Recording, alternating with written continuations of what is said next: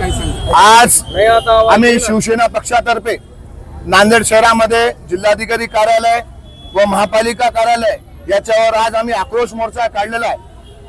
खरं ज्या लोकांचं नुकसान पूरग्रस्तामध्ये झाला, ज्या लोकांच्या घरामध्ये पाणी गेलं, ज्या लोकांना त्रास झाला, त्या लोकांना लाभ न भेटता इतर ठिकाणी त्याचा लाभ देण्याचं काम काही भ्रष्ट अधिकाऱ्यांनी केलेलं आहे। त्याच्यामुळे आमची या ठिकाणी एकच मागणी आहे शिवसेना पक्षातर्फे की जे खरोखर लाभार्थी आहेत त्यांचे परत पंचनामे करून त्यांना लाभ देण्यात यावा आणि जे भ्रष्टाचारी अधिकारी आहेत त्यांच्यावर कारवाई झाली पाहिजे। कारण की जे खरोखर ज्यांच्या घरामध्ये पाणी गेलं त्यांना लाभ न देता इतर ठिकाणी त्यांनी नाव घेऊन त्या ठिकाणचे नाव समाविष्ट केले, पण पंचनामे ज्या ठिकाणी पाणी गेलेल्या ज्या ठिकाणच्या लोकांकडे आता त्यांच्याकडे सद्यस्थितीला फोटो आहेत, आमच्या घरात पाणी आलेले त्या ठिकाणचे फोटो आहेत, त्याच्याकडे पुरावे असतानाही त्यांचे नाव आज आलेले नाहीत। त्यांच्यामुळे आम्ही माननीय जिल्हाधिकारी साहेब, माननीय आयुक्त साहेब यांना आज या ठिकाणी आम्ही निवेदन दिलेलं आहे की या लवकरात लवकर या गोरगरीब जनतेला न्याय आपण लवकरात लवकर पंचनामे करून देण्यात यावं।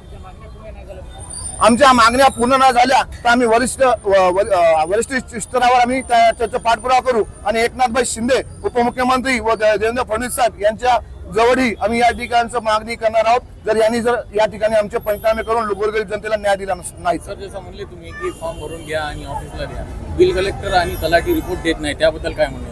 फॉर्म भरून गेल्यावर बिल कलेक्टर आणि तलाठी आता चुकीचे पंचनामे करतील त्यांच्यावर योग्य ती कारवाई आता प्रशासन करणार आहे असं आश्वासन आम्हाला जिल्हाधिकारी आणि आयुक्त साहेबांनी दिलेलं आहे।